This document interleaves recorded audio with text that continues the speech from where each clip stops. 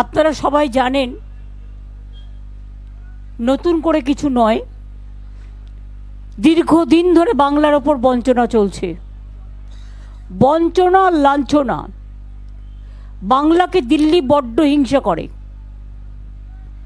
সব টাকা বন্ধ করে দিচ্ছে বাংলার। বাজেটেও আপনারা দেখেছেন কিছু রাখেনি। 17% ফুড সাবসিডি বাড়িয়ে দেওয়া হয়েছে। এগ্রিকালচার প্রোডাকশনেরও, চাষিদের সাহায্য করা তো দূরের কথা, আরও বাড়িয়ে দিয়েছে। আমি এগুলো পরে বলবো। আমি আজকের মিটিংয়ের সভাপতিত্ব করবার জন্য আমি সুব্রত বক্সিকে বলবো। বক্সিদাকে আসতে বলো। আমাদের আজকের এই মিটিংয়ের প্রথম বক্তা হচ্ছে সত্যঘ্ন সিনহা। তো আপনারা বসে যান, পেছন দিকের লোকেরা দেখতে পাচ্ছে না। আপনারা দাঁড়িয়ে পড়লে যারা পেছনে বসে আছে তারা কি করবে? এই তোমরা বসে পড়ো না।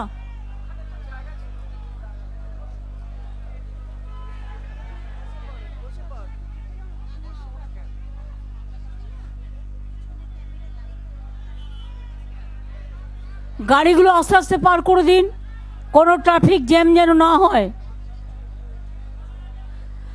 আমাদের লোকেরা রাস্তায় নেই, রাস্তায় কেউ থাকবে না, দুদিকে রাস্তায় যাতায়াত করবে গাড়ি গাড়ির মতো। কোনো রকম যেন গাড়ি যাতায়াতে কোনো অসুবিধে না হয়। আমি ট্রাফিকদের অনুরোধ করব, দরকার হলে ট্রাফিক বাড়িয়ে, এটা অফিস টাইম, পিক আওয়ার্স, যাতে কোনো রকম অসুবিধে না হয় সেটা দেখে নিন। আর আমাদের যারা আছেন তারা ব্যারিকেডের ভেতরে থাকবেন, ব্যারিকেডের বাইরে যাবেন না।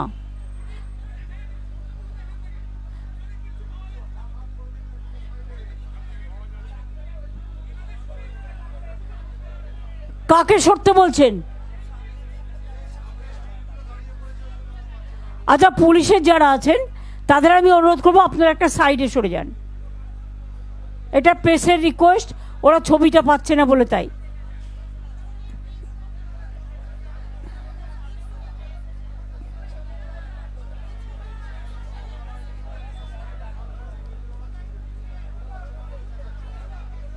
একটা কি কাজ করা যায়, পেছনে যারা প্রেস আছে যখন প্রয়োজন ওখানে চলে যাবে, মানে মিটিং চলাকালীন ওদের যদি, হ্যাঁ এই জায়গাটা যদি ওই আমাদের যে বক্স আছে বক্সের পাশে যদি ওদের অ্যারেঞ্জমেন্টটা করে দেওয়া যায়।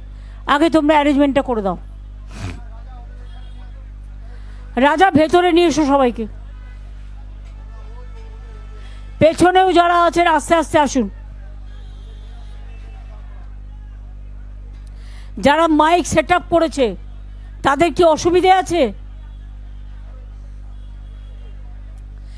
ভাই, ফটোগ্রাফার শুধু হলে তো হবে না, প্রেসের যারা টিভির লোকেরা পেছন থেকে মাইকে করেছে, আপনাদের এতটা আগে নয়, আপনাদের একটা সাইড নিতে হবে, কারণ ওরা যারা মাঝে দাঁড়িয়ে আছে তারা দেখতে পাচ্ছে না।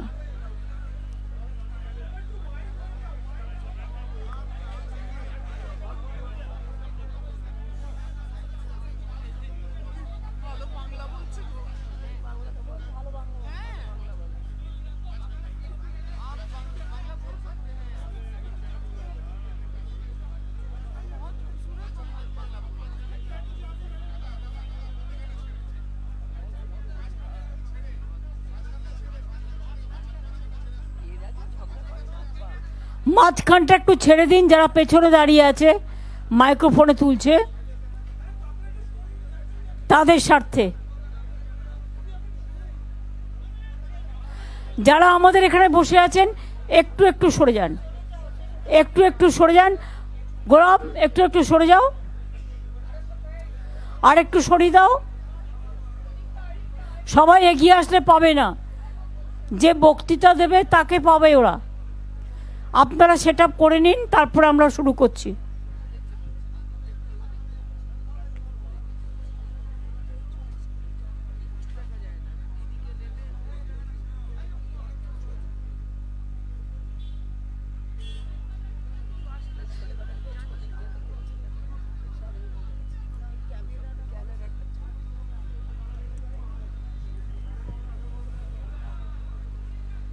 আমি যেহেতু শত্রুঘ্নজি অনেকক্ষণ এসছেন, তার মতো ব্যস্ততম, অভিজ্ঞ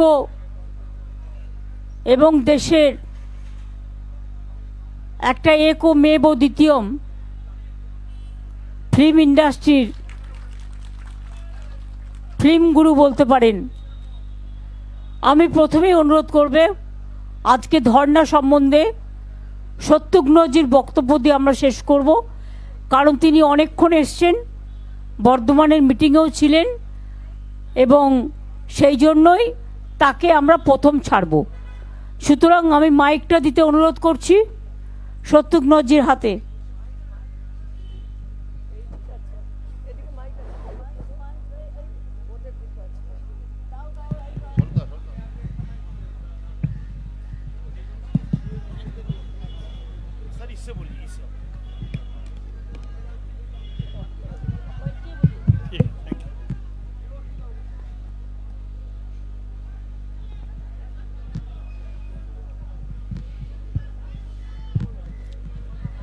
देश की सर्वाधिक लोकप्रिय नेता या नेत्री, the real Bengal tigress, the one and the only one, Mamata Banerjee, और हमारे तृणमूल कांग्रेस के तमाम पदाधिकारीगण, अधिकारीगण, तमाम कार्यकर्तागण और जितने इस सभा में अपने अधिकार, अपने हुकूक, अपने संघर्ष के लिए, लोकतंत्र की रक्षा के लिए या अपने बंगाल की जो मांगे हैं उनके समर्थन में तमाम लोग जो यहाँ जमा हुए हैं, मैं आप तमाम लोगों का बहुत आभार प्रकट करता हूं और मैं ये कहने आया हूं कि मैं इस मांग में, बंगाल की हर मांग में या लोकतंत्र की रक्षा के लिए, लोकतंत्र को बचाने के लिए, लोकतंत्र को जिंदा रखने के लिए मैं हर हाल में जहां कहीं भी हूं आपके साथ हूं, आपके साथ था और आपके साथ रहूंगा। আমি আপনার বেশি সময় নেব না, আমি এইখানে এসেছি डायलॉग खामोश, ये खामोश आपके लिए नहीं है, ये सेंटर के लिए, कि ये ज्यादा ड्रामा नहीं चलेगा। अभी इतने महीनों से, सालों से, यानी बहुत सारे प्रदेशों की लड़ाई है, उनका मांग हो रहा है, लेकिन बंगाल का मांग, बंगाल की आवाज उन्हें सुनाई नहीं दे रही है। क्यों? घबराहट है एक ही आयरन लेडी से, ममता बनर्जी से, और इसलिए, लेकिन ममता बनर्जी से अगर नहीं उनको डर लगता है, खौफ है, तो बंगाल की जनता को परेशान करने का हक किसने दिया है उनको? ये मांगे जो हैं अपने लिए, घर के लिए नहीं है, ये मांगे हैं बंगाल की जनता के लिए, गरीब गुरबा के लिए, यहाँ के युवाओं के लिए। ये ग्रामीण सड़क योजना या प्रधानमंत्री निवास योजना या जो बड़ी बड़ी बातें आपने कर दी, उनको देखते हुए आपको नहीं लगता है कि यहां पे हमारे कितने लोग हैं, उन पे क्या गुजर रही होगी? मैं कल दिल्ली में था, परसों मैं आसनसोल में था, आसनसोल से शाम को दिल्ली पहुंचा। दिल्ली में आपका आदेश हुआ बंगाल आना है, कलकत्ता आना है, कोलकाता आना है, और आपके आदेश को अध्यादेश मानते हुए मैं जनहित में और बंगाल हित में यहां फौरन शामिल हो गया, ये कहने के लिए कि जिन लोगों ने मेरा बयान देखा होगा, कितना बड़ा ड्रामा हुआ अभी पार्लियामेंट में। ये अंतरिम बजट पेश किया गया है, ये अंतरिम बजट नहीं था, यकीन मानिए ये सही मायनों में अंतिम बजट था। क्या घोषणाएं कर रहे थे वहां पे? घोषणाएं कर रहे थे कि 2047 में ये करेंगे, 2025 तक की योजना ये है, 2050 तक की योजना ये है। अरे 2024 में तो सामना करो, क्या करने वाले हो। पहले आपने जो घोषणाएं की हैं, जो योजनाएं लेकर आए हैं, वो होगा और यकीनन उससे बेहतर होगा, लेकिन इनके जरिए नहीं होगा, माननीय प्रधानमंत्री के जरिए नहीं होगा, बल्कि नए लोग, नए प्रधानमंत्री और नई सरकार के जरिए होगा। क्या किया वहां पे, बड़ी बड़ी बातें फिर एक बार पार्लियामेंट में। अभी क्या कहते हैं वहां पे कि 5 ट्रिलियन डॉलर की इकॉनमी हो जाएगी हमारी। अरे 5 ट्रिलियन डॉलर की ये इकॉनमी की बात करने वाले, और साथ साथ ये भी कहते हो कि 25 करोड़ लोगों को, उनका अपना आंकड़ा है, जो लिखा वही मानो, अपना आंकड़ा कि 25 करोड़ लोगों को गरीबी रेखा के ऊपर कर दिया।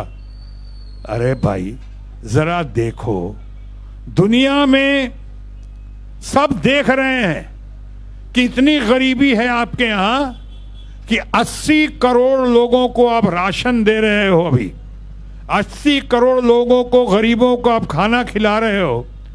दुनिया के सबसे ज्यादा गरीब भारतवर्ष में हैं, दुनिया के सबसे ज्यादा यूथ भारतवर्ष में हैं, और भारतवर्ष में आप कह रहे हो कि 25 करोड़ लोगों को गरीबी रेखा के ऊपर कर दिया, तो फिर 80 करोड़ लोगों को खाना कैसे खिला रहे हो आप। अच्छी बात है, करना चाहिए, गरीबों का ध्यान रखना चाहिए, बड़ी गपोड़ शंकी मत करो।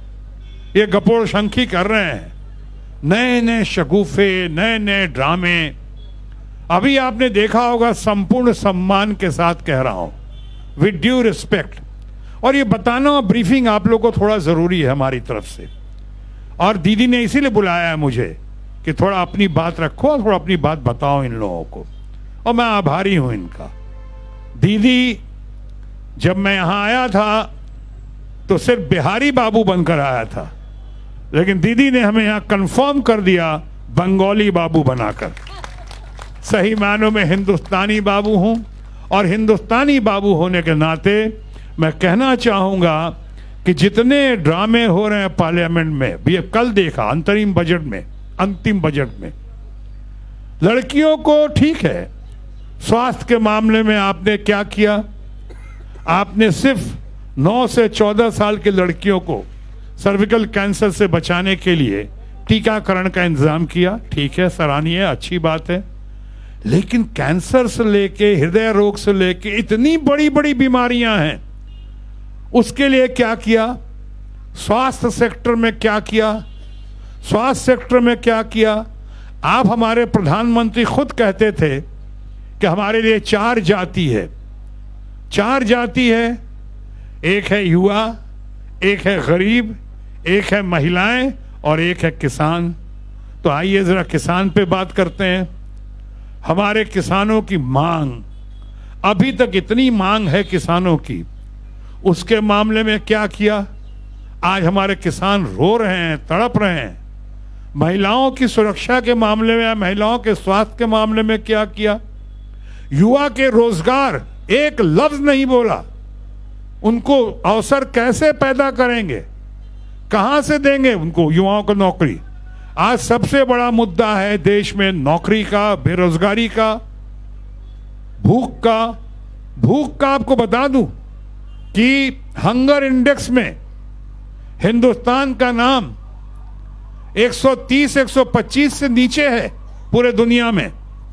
हंगर इंडेक्स, इतनी हालत खराब है भूख के मामले में, जिसका हमने जिक्र भी किया कि 80 करोड़ लोगों को राशन मिल रहा है।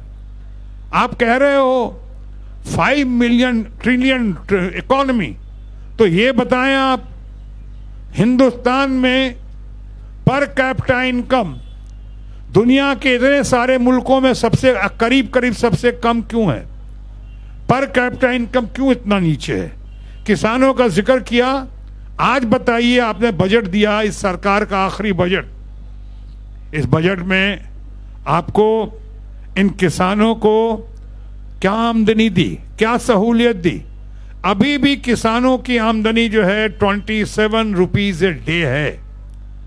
देश के किसानों को, जिनको आप अन्नदाता कहते हो, उनको अब 27 रुपीज ए डे उनकी आमदनी है। क्या पहनेंगे, क्या खाएंगे, क्या निचोड़ेंगे, कैसे गुजारते होंगे।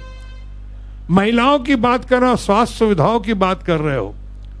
महिलाओं के स्वास्थ्य के मामले में आपने कल अनाउंस तो कर दिया कि इतने आईआईटी बने हैं, इतने आईआईएम बने हैं, हमने इतने सारे एम्स हॉस्पिटल बना दिए और बना रहे हैं। अरे भाई, इस देश का कैबिनेट मिनिस्टर था मैं, आपके सामने बैठा हुआ स्वास्थ्य मंत्री, और हमारे टाइम में फादर फिगर अटल बिहारी वाजपेयी जी के आशीर्वाद से 6 एम्स का निर्माण हुआ था। पटना में, हमारे बिहार के पटना में, रायपुर में, आप जयपुर, ये राजस्थान में, आसाम में, शायद जम्मू, ऐसे करीब 6 एम्स का निर्माण हुआ था की घोषणा हुई थी। हम लोगों ने किया था उनके आशीर्वाद से। इतने साल हो गए हैं, एम्स अभी तक बन तो गया है कई जगह, वो बन गया है, वो ढंग से ऑपरेटिव नहीं है, ढंग से वहां ऑपरेशन नहीं हो रहा है। यानी कहने का मतलब कि एजुकेशन सेक्टर हो या हेल्थ सेक्टर हो, एक भी इंस्टीट्यूट या इंस्टीट्यूशन ऐसा है जो आप कह सकते हैं कि इंटरनेशनल स्टैंडर्ड का है, पूरे दुनिया में जिसकी शान है, एक भी है उस मामले में। हमारे लोग बहुत टैलेंटेड हैं, हमारे बिहार के हों, बंगाल के हों, हमारे महाराष्ट्र के हों, पूरे हिंदुस्तान के लोग, पंजाब हरियाणा के लोग बहुत टैलेंटेड हैं, लेकिन उनके लिए इंस्टीट्यूशन क्या उतना ही अच्छा है, वो सुविधा है। अभी ये सारी बातें की उन्होंने, और आके क्यों? क्योंकि मुद्दों पे बात करने को कुछ नहीं था। बात नहीं कर पा रहे हैं रोजगार, बेरोजगारी पे, भुखमरी पे। इतनी गाड़ियां देख रहा हूं यहां पे, कितनी गाड़ियां होती थी। डीजल पेट्रोल के प्राइस का क्या हुआ, उस पर कोई नजर डाली आपने बजट में?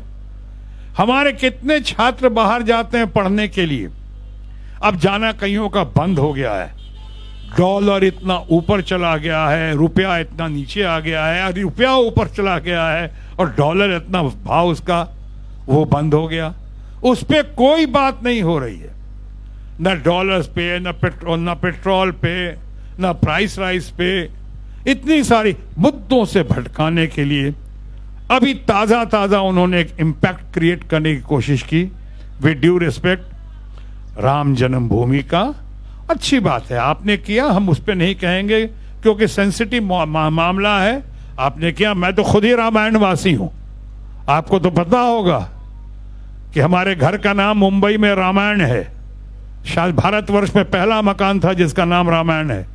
हम 4 भाई हैं, राम, लक्ष्मण, भरत और शत्रुघ्न।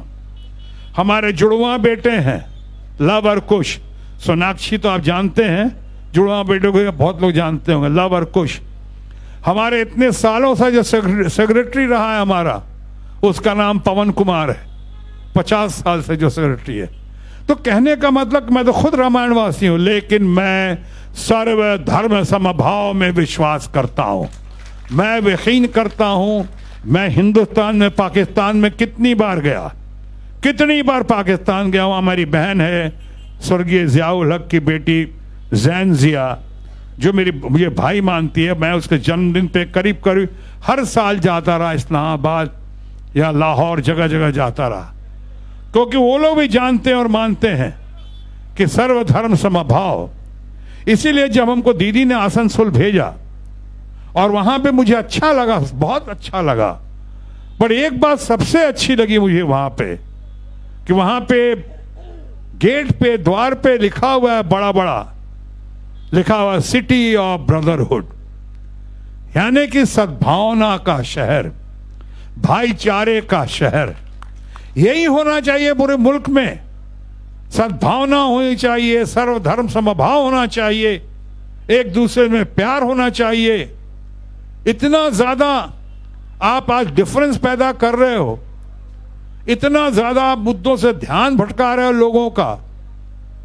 मैं आज city of Joy, city of art and culture Kolkata में बैठ के ये बात कह रहा हूं कि हमारे माननीय प्रधानमंत्री ने मुख्य मुद्दों पे रोशनी नहीं डालते हुए कैसे कैसे बातों से मुद्दों से ध्यान भटकाने के लिए क्या क्या नहीं किया। सब पे रोशनी डालने की जरूरत नहीं, आप सबको मालूम है। लेकिन अभी मैं कह रहा था राम जन्मभूमि पे, राम जन्मभूमि पे ये सरकार का फंक्शन। अरे मैं तो खुद ही भारतीय जनता पार्टी में इतने साल था, मैं तो 27 साल था अभी, तभी हमने कहा father figure Atal Bihari Vajpayee, father figure. वहां सर्वधर्म समभाव था और हम वहां जब थे तो आपने देखा होगा कि हमने आज तक ऐसी कोई हरकत नहीं की। या आज मैंने 2 बार मिनिस्टर रहा, कैबिनेट मिनिस्टर।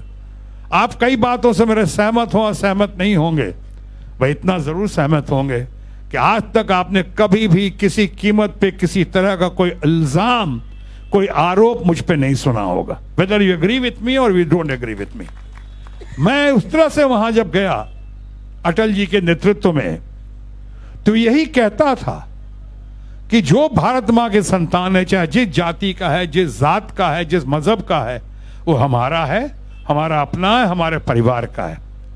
बट यहां पे भी क्या किया सरकार ने, या पार्टी जो है लगी हुई सरकार के काम पे, प्रधानमंत्री जी शायद जितनी बार अयोध्या गए होंगे इस काम से, उतना तो दिल्ली भी नहीं आए होंगे आज तक। हालांकि दिल्ली ही ज्यादा रहते हैं, या दिल्ली इतना बाहर घूमते रहते हैं, लेकिन जो अयोध्या के वक्त में किया, ये मुख्य मुद्दा ठीक है। मैं राम जी पे नहीं कहूंगा, संपूर्ण सम्मान है, हम उनके लिए नहीं कह रहे हैं, मैं इस पॉलिटिकल एजेंडे पे कह रहा हूं। ये जो पॉलिटिकल एजेंडा किया उन्होंने, उसका क्या हशर हुआ? हशर ये हुआ कि हंगामा कर दिया आपने, इंपैक्ट क्रिएट करने की कोशिश की, और क्रिएट करने की कोशिश की ताकि उसको वोट बैंक की तरह कैसे भुनाया जाए, कि अचानक कैसे स्वार्थ के जरिए या अचानक इमीडिएटली 4-5 दिनों के अंदर में आपका यह साजिश था, षड्यंत्र था, जो भी कहें, कैसी हरकत हो गई बिहार में। कैसे कैसे लोग मिले, और जिनसे मिले आज तक समझ में नहीं आ रहा है कि पलटू राम किसको कहा जाए। पलटने वाले को पलटू राम कहा जाए कि लुढ़कने वाले को पलटू राम कहा जाए, जो लुढ़क के गिर के आके जाके शामिल कर लिए। क्यों किया भाई? कल आप भी तो उनको निकाल चुके थे, आप भी तो दूरी बना चुके थे, तो आप तो लुढ़क गए बिल्कुल। तो समझ ही भी नहीं आ रहा है पलटू राम कौन है। आज कितनी सिंपैथी, सहानुभूति आप देख रहे होगे कि तेजस्वी यादव के साथ हो रही है, कि जब उसके मुख्यमंत्री बनने की घड़ी आई थी वायदे के मुताबिक, उसी समय आपने कारपेट खींच लिया और बेचारा देखता रहा ये करके। देश की जनता भी देख रही है। अभी आप वहां से निकल ही नहीं पाए थे, यानी अयोध्या का इंपैक्ट बहुत धूमिल हो ही गया, कम हो गया, बहुत धूमिल हो गया, कि बिहार के इंपैक्ट ने सामने आके पूरा बखेड़ा खड़ा कर दिया। उससे निकले ही नहीं कि आप देख रहे हैं कि रांची में क्या हुआ, झारखंड में क्या हुआ और क्या हो रहा है। शपथ ग्रहण कराने में इतना वक्त लग रहा है। अभी कुछ दिन पहले की बात है, भारत सरकार ने बिहार में तो आनन फानन में चंद घंटों के अंदर चट मंगनी पट ब्याह की तरह सरकार गिरवा भी दी, और उसके बाद शपथ भी ग्रहण करवा दिया। यहां पे शपथ ग्रहण का हमें दिक्कत हो रही है उनको। एक आदिवासी समाज का इतना तगड़ा प्रतिनिधि, और आदिवासी का होना कोई जुर्म नहीं है, कोई अन्याय नहीं है, पर उसके साथ अन्याय किया ऐसा दिखता है।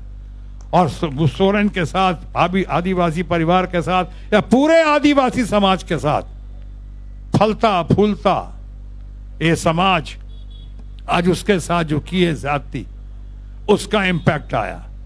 अभी उसका इंपैक्ट खत्म ही नहीं हो रहा है, अभी चल ही रहा है। कि तब तक आपके पास अभी जो सुनने में आ रहा, देखने में आ रहा है, केजरीवाल के ऊपर शुरू हो गया। यानी जितने विपक्ष के लोग हैं उनको धरो दबोचो, वो तो इनको सिर्फ टाइगर्स हमारे सामने बैठी हैं।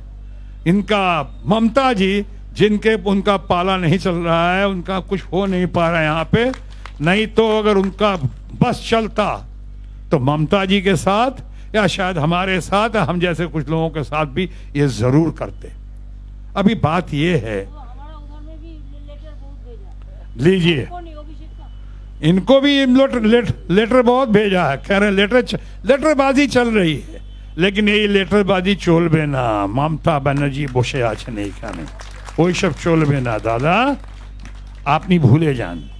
तो यहाँ पे इसलिए जब यहाँ नहीं चल रहा है तो ममता जी का या तृणमूल कांग्रेस का या आप जैसे लोग जितने बैठे हुए अच्छे से लोग, इनको परेशान करने के लिए, इनको तकलीफ देने के लिए इन लोगों ने शुरू किया है कि यहाँ का फंड रोको।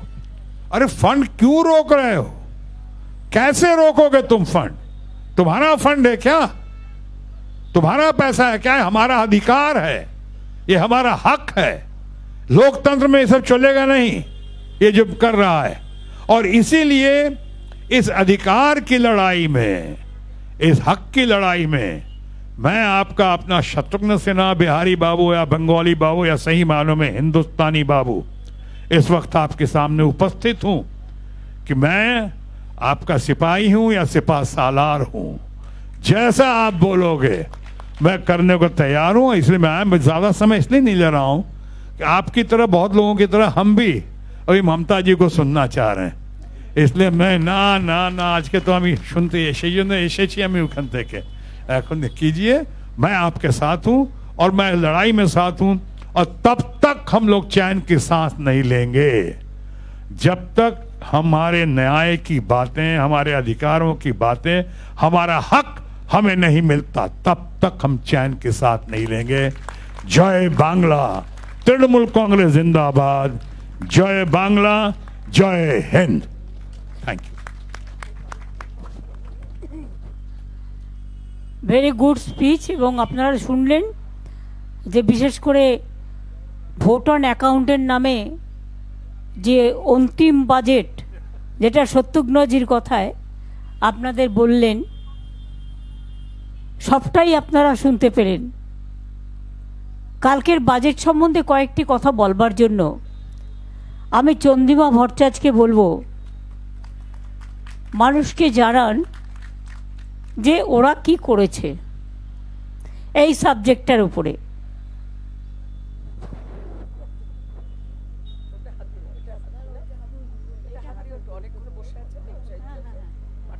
ঠিক আছে, এই জায়গাটা নিচু নিচু আছে,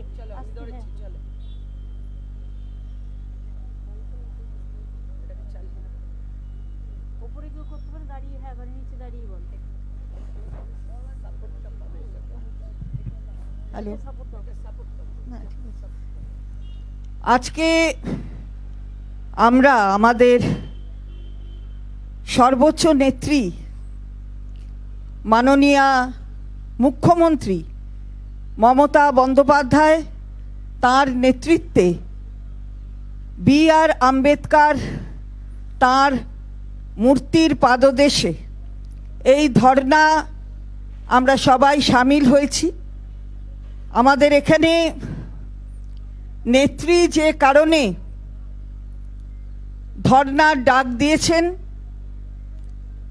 সেই কারণ সম্পর্কে মাননীয় সাংসদ, আমাদের সকলের শ্রদ্ধেয় শত্রুঘ্ন সিনহা মহাশয়, তিনি অত্যন্ত সুন্দরভাবে ব্যাখ্যা করেছেন। গতকাল একটি বাজেট পেশ হয়েছে। এই বাজেট হলো অন্তর্বর্তী বাজেট। এই বাজেট অন্তঃসার শূন্য যেমন, তেমনি যারা মনে করছেন যে অনেক কিছু করে ফেলেছেন 10 বছরে, এই বাজেটটা প্রমাণ করে দেয় যে এটা তাদের অন্তিম বাজেট, যেমন আমাদের শ্রদ্ধেয় সাংসদ বলেছেন। কে বাজেটে কি কি পেয়েছি আমরা, আমাকে আমার মাননীয় নেত্রী বলেছেন বাজেট সম্পর্কে আপনাদের অভিহিত করতে। আমরা কি কি পেলাম? কর কাঠামোর পরিবর্তন হয়েছে কি? কর কাঠামোর কোনো পরিবর্তন হয়নি। প্রত্যক্ষ অথবা পরোক্ষ কর অর্থাৎ প্রত্যক্ষ কর ইনকাম ট্যাক্সের মতন যে কর, পরোক্ষ কর যেমন জিএসটি থেকে শুরু করে সব কিছু, কোনো করের কিন্তু কোনো পরিবর্তন হয়নি। কর কাঠামো একই রাখা হয়েছে, অপরিবর্তিত। তার সাথে সাথে কি হলো, কৃষকরা কি পেলেন, যুবক যুবতীরা কি পেলেন, মহিলারা কি পেলেন, আজকে এ বিষয়ে বিচার করার প্রয়োজন, বিশ্লেষণ করার প্রয়োজন। আজকে ভারতবর্ষে 140 কোটি দেশের মধ্যে, 140 কোটির এই দেশের মধ্যে 45 কোটি যুবক যুবতী আছে যাদের কর্মসংস্থান নেই, কিন্তু কর্ম করার যোগ্য তারা। এই 45 কোটি যুবক যুবতীর সম্পর্কে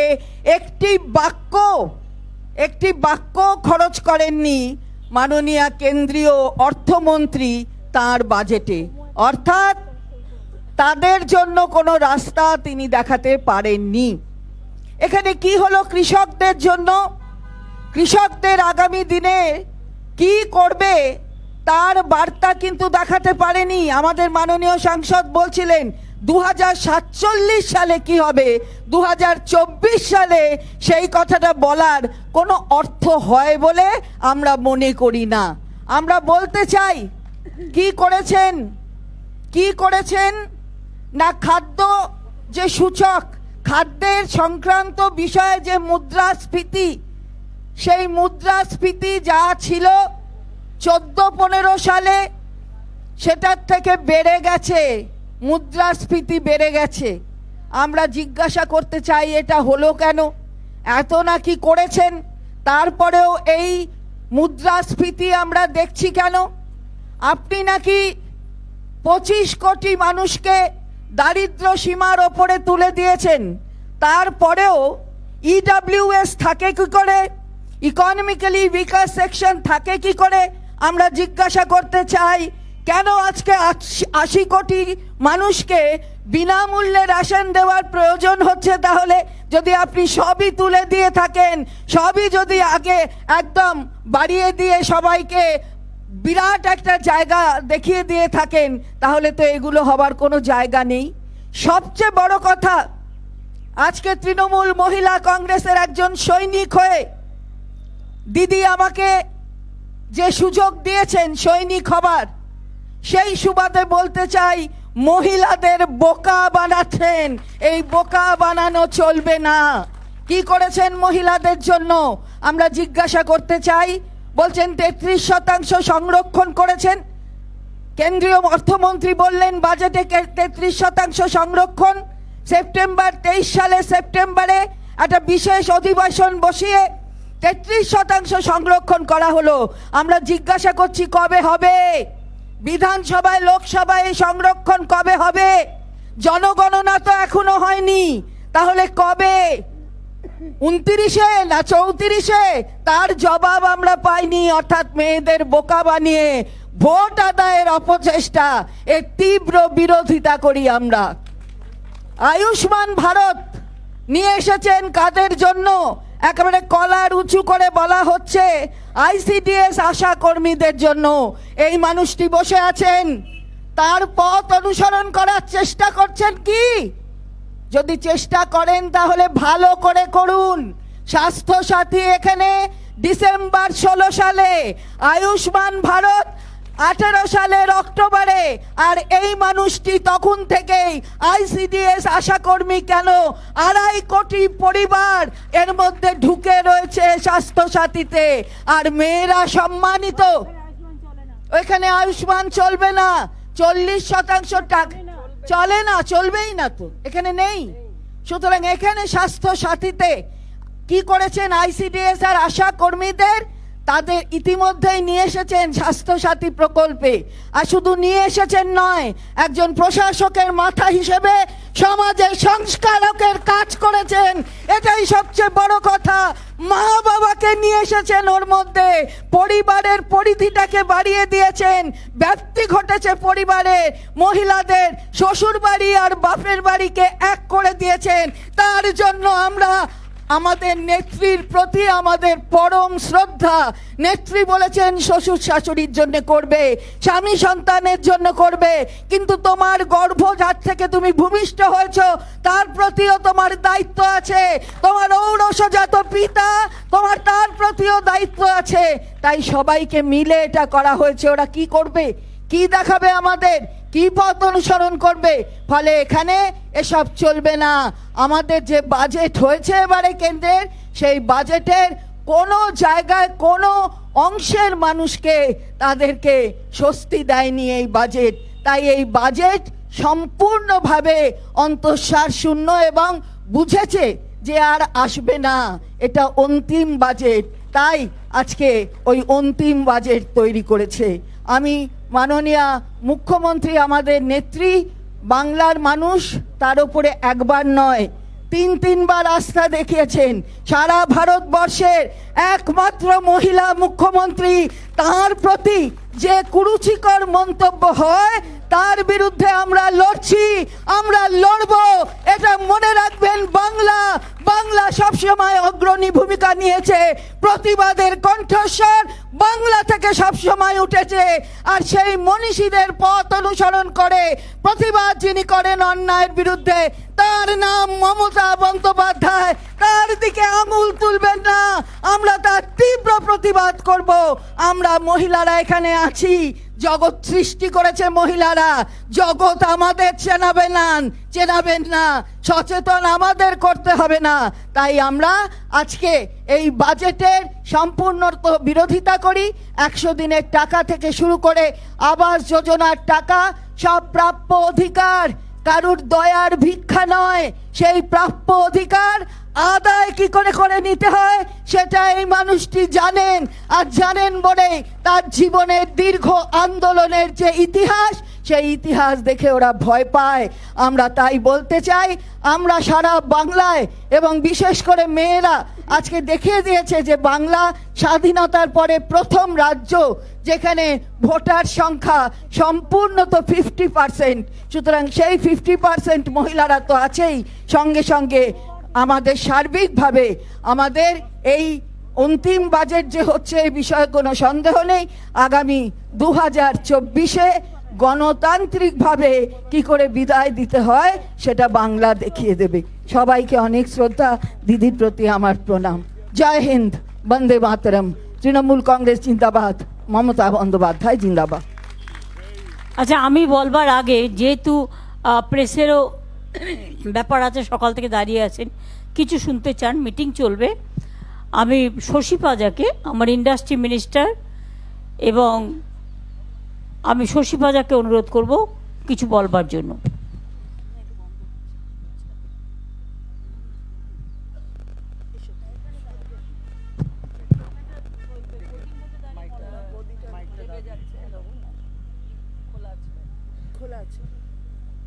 আমাদের সর্বভারতীয় তৃণমূল কংগ্রেসের সভানেত্রী, আমাদের অত্যন্ত শ্রদ্ধেয় এই রাজ্যের মাননীয় মুখ্যমন্ত্রী, সকলেরই অভিভাবক, আজকে শ্রীমতী মমতা ব্যানার্জির নেতৃত্বে আমরা আবার রাস্তায় বসেছি।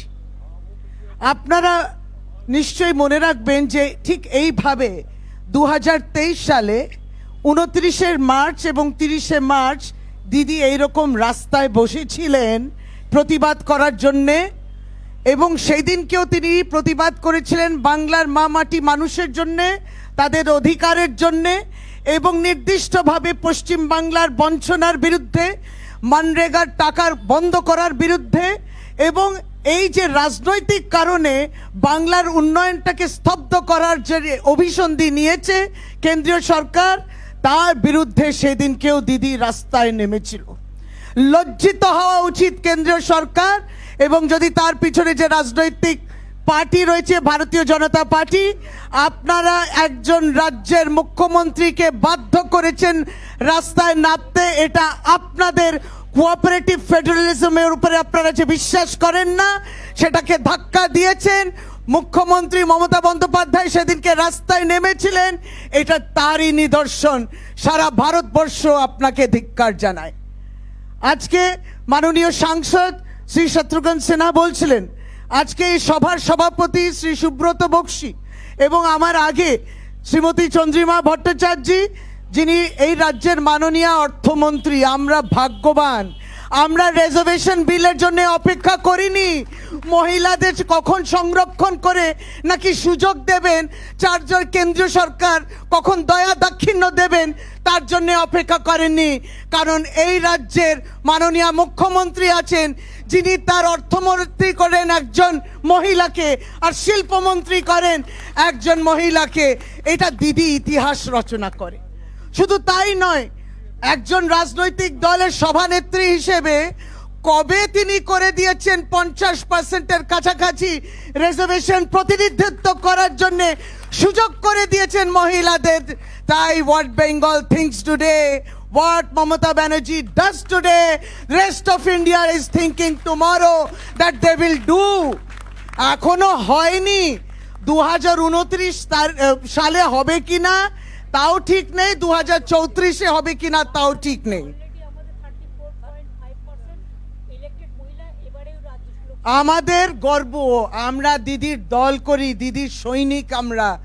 আমাদের 34% মহিলারা নির্বাচিত হয়ে লোকসভা এবং রাজ্যসভাতে তৃণমূল কংগ্রেসের ঝান্ডা ধরে মামাটি মানুষের লড়াই করছে। কত? 34%। আজকে উঠেছে ভারতীয় জনতা পার্টি, এতটাই ভয় পেয়ে যায় যে বক্তব্য রাখলে তাদেরকে বহিষ্কার করে। কারণ তাদের সাংসদরা নির্যাতন এবং বলাৎকার করে, তারা ধর্ষণ করে, আর বহাল তবিয়তে ব্রিজভূষণ শরণ সিং মতো মানুষ তারা বসে থাকেন একবারই লোকসভাতে। ভাবুন, এই বিজেপি নাকি মহিলা সংরক্ষণ আর মহিলাকে সম্মান দেবে। আপনি বলাৎকার নিয়ে পরে বলবেন, আগে বিলকিস বানু বলাৎকারীদের রিহা করলো কেন? গুজরাট সরকার তার বিরুদ্ধে ভারতীয় জনতা পার্টি তাদের আওয়াজ তুলেছে কিনা সেটা আমাদের শুনতে হবে। আপনি মমতা বন্দ্যোপাধ্যায়কে শেখাবেন মহিলার রক্ষা নিরাপত্তা করা। আজকে যেই শহরে বসে রয়েছি, কলকাতা হচ্ছে সবচেয়ে বেশি নিরাপদ শহর। এইগুলো হজম করতে পারছে না। ঠিক বলেছেন মমতা ব্যানার্জি জিন্দাবাদ। মমতা বন্দ্যোপাধ্যায় করে দেখিয়েছেন। 4টে জাতির কথা শত্রুঘ্নদা বলছিলেন যে আপনি নাকি গরিবকে দেখবেন, মানে বিজেপি সরকার, কেন্দ্রীয় সরকার, তারা নাকি 4টে জাতিতে বিশ্বাস করে: গরিবের, কিষানদের, কৃষকদের, মহিলাদের, আর আরেকটি যুবদের। বলুন তো, যুবদের সবচেয়ে বেশি বেকারত্ব স্বাধীন ভারতবর্ষ মধ্যে এই বিজেপি সরকারের সময়। কোন বেকারত্ব নিয়ে সমস্যার সমাধান কিভাবে হবে বলেছে কি? এই যে প্রতিনিয়ত আমরা দেখি নন রেসিডেন্ট প্রাইম মিনিস্টার সারাক্ষণ ঘুরে বেড়াচ্ছেন দেশ বিদেশে, আর যে ডাকেনি তাকেও বলে আমায় ডাকো, গিয়ে নিজের ইমেজ বিল্ডিং করছেন। ইন্ডিয়ার ইমেজ বিল্ডিং হলো না, কারণ ইন্ডাস্ট্রি কি এলো? আপনি যে বাইরে যাচ্ছেন, ইন্ডাস্ট্রি কি এলো? এখানে নতুন ইন্ডাস্ট্রি কি প্রতিষ্ঠা হয়েছে? উপরন্তু এমএসএমই কে ধাক্কা মেরেছেন, আপনি ডিমনিটাইজ করেছেন এবং খুচরো ব্যবসাগুলোকে বন্ধ করেছেন। আর আমরা যে রাজ্যে থাকি সেখানে we contribute to more than 14% of MSMEs in the country. আমাদের রাজ্যে এমএসএমই যেইভাবে হচ্ছে, তাই আবারও বলি, দিদি তো বুঝেছেন সবচেয়ে বেশি এমপ্লয়মেন্ট জেনারেশন আমাদের মাইক্রো, মিডিয়াম এবং স্মল ইন্ডাস্ট্রিজগুলোতে হয়। তাই সেইগুলোকে উৎসাহ দেওয়ার জন্য তিনি প্রতিনিয়ত সেই চেষ্টা করছেন। এগুলো সবটা পলিসি, পরিকল্পনা যেটা দিয়েছেন। গতকালকের বাজেট দিদি বলবেন, আপনারা সকলেই জানেন যে বাজেটে অর্থ বরাদ্দ করা হয়েছে। এরা 5 ট্রিলিয়ন ইকোনমির কথা বলে, কিন্তু যদি বাজেটের ফিগার্স আপনি ভেঙে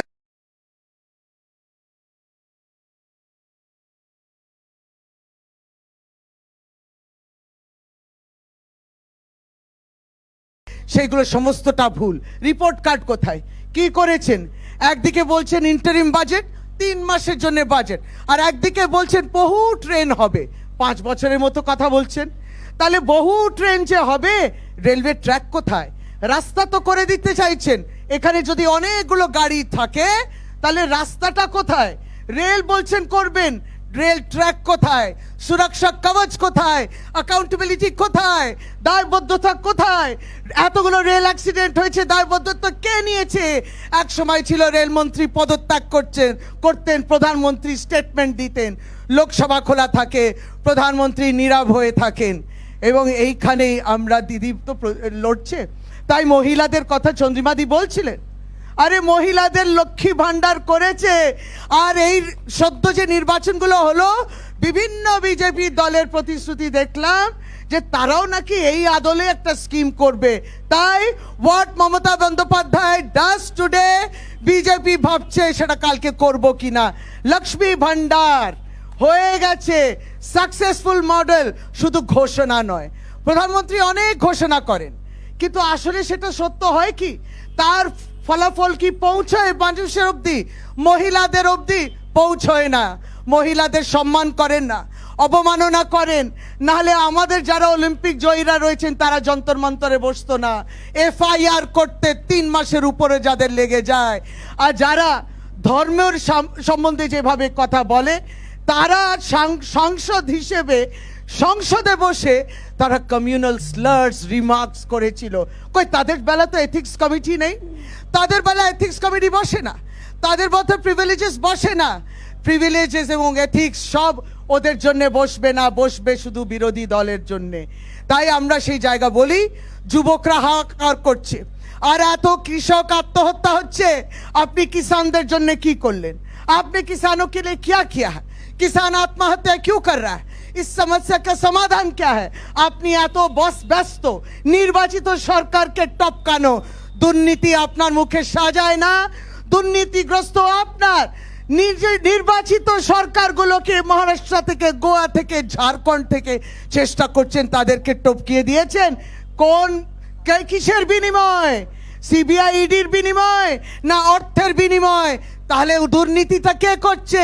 দুর্নীতিগ্রস্ত কারা? যারা নির্বাচিত সরকারকে ফেলে। ভাবুন, ঝাড়খণ্ড ভাবলো হেমন্ত সোরেনকে তো দিয়েছেন আপনি পড়ে, আর ওখানে যাতে সরকার গঠন না হয় সেই চেষ্টা বিজেপি করছে। তাতে হেমন্ত সোরেনের দল মনে করলো আমি এদেরকে নিয়ে যাই আমার এমএলএসদের হায়দ্রাবাদ। আজকে ফ্লাইটটা ছাড়েনি বিজেপি। ধিক্কার! তোমরা এতটাই দৈন্য তোমাদের অবস্থা, রাজনৈতিক দৈন্যতা, তোমরা ফ্লাইট ছাড়তে দাওনি, তারা যে হায়দ্রাবাদে যাবে। তারা বড় বড় কথা বলছে। তাই দিদি বলবেন, এই মানরেগা, এই 21 লক্ষ মানুষ, বঞ্চিত মানুষ লড়াই লড়াই লড়াই চাই, লড়াই করে বাঁচতে চায়। ভাবুন তো, 21 লক্ষ মানুষ বঞ্চিত, এটা আমরা মেনে নেব? একমাত্র রাজ্য বলে নাকি ত্রুটি। তাহলে ত্রুটি যদি এত থাকতো, তাহলে 150টা সেন্ট্রাল টিম করলোটা কি? আনাচে কানাচে ঘুরলেন, সর্বত্র ব্লকে ব্লকে ঘুরলেন, ত্রুটি মুক্তি তালিকা তৈরি হলো, তারপরেও বাংলাকে টাকা দেব না। তাহলে রাজনৈতিক উদ্দেশ্য ছাড়া কি হতে পারে? তা দিদি 2011-এর আগে বলেছিলেন বদলা নয়, বদল চাই। আর বিজেপি 2021-এ ভেবেছিল যে এখানে বদল হবে, তাদের সকল সরকার গঠন হবে, তাই সে বদলটা হলো না, তাই তারা বদলা নিল। তারা বদল করতে পারেননি, কারণ বাংলা তার নিজের মেয়েকে চায়। বাংলা তার নিজের মেয়েকে চেয়েছে, বাংলার মেয়ে মুখ্যমন্ত্রী। দিদি আমাদের এই লড়াইটা নিয়ে যাবে এগিয়ে। ভালো থাকুন, সকলকে অনেক অনেক শ্রদ্ধা এবং প্রণাম জানাই। আমাদের লড়াইটা চলছে, আর দিদির গালে থাপ্পড় দেবে গণতন্ত্র, আপনাদের গালে থাপ্পড় দেবে। লজ্জা করে না? বাংলায় ভাষা চলতে পারে না।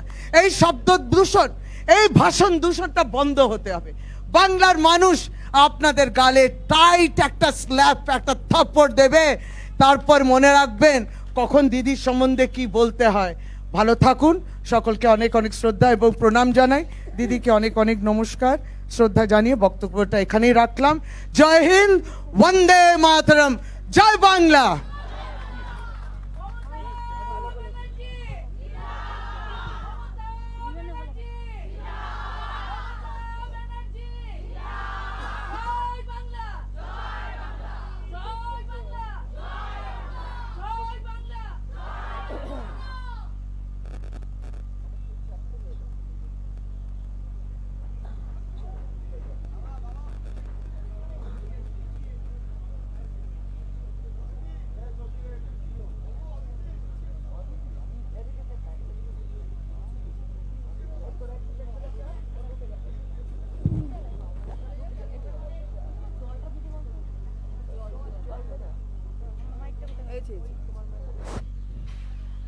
যেহেতু শীতকাল এবং হাওয়াও একটু একটু বইতে শুরু করেছে, আমি আপনাদের সকলকে অনেক অনেক ধন্যবাদ এবং অভিনন্দন, কৃতজ্ঞতা জানাচ্ছি যারা সারাদিন ধরে এখানে বসে আছেন এই ধর্ণা মঞ্চকে আলোকিত করে এবং বাংলার বঞ্চনা মানছি না মানব না এই আওয়াজ তুলে তাদের সকলকে, আমার সকলকে, সকল এমএলএ বন্ধুরা এখানে আছেন, জেলা পরিষদ আছেন, ব্লক সভাপতিরা আছেন, এমপিরা অনেকেই পার্লামেন্টে গেছেন, তা সত্ত্বেও শত্রুঘ্নজি নিজে এসছেন এবং তিনি খুব ভালো বলেছেন, আমরা তার কাছ থেকে অনেকটা জানতে পেরেছি। আমার স্পেশাল থ্যাঙ্কস টু হিম। আমি আপনাদের সকলকে দু একটি কথা বলি, বেশি বলবো না। বক্তৃতা দেওয়ার জন্য আমার পরেও শোভনদারা আছেন, বলবেন, কিন্তু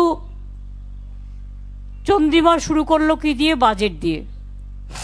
কালকের বাজেট নিয়ে অনেকে আমায় জিজ্ঞেস করেছিলেন, কিন্তু আমার যেহেতু জেলার পর জেলা প্রোগ্রাম ছিল আর আমি কস্ট চেক না করে কিছু করি না, আমি অমিত দাকে ডিটেলসটা জিজ্ঞেস করলাম যে অমিত দা, এক কথায় কি বলা যায়, অশ্বডিম্ব? বললো অশ্বডিম্বর ইংরেজিতে তো বলতে পারবো না, অনেকে বুঝতে পারবে না। তাই দিস ইজ নট বাজেট, এটা তো ভোট অন অ্যাকাউন্ট, অন্তর্বর্তী বাজেট তো নয়। You rightly pointed out, this অন্তিম বাজেট। ভারতবর্ষের মানুষকে সিদ্ধান্ত নিতে হবে। বাংলার মানুষ তো সিদ্ধান্ত নিয়েছে এবং আরও বেশি করে নিতে হবে। আপনারা কি জানেন এই বাজেটটা অনলি দ্য পেন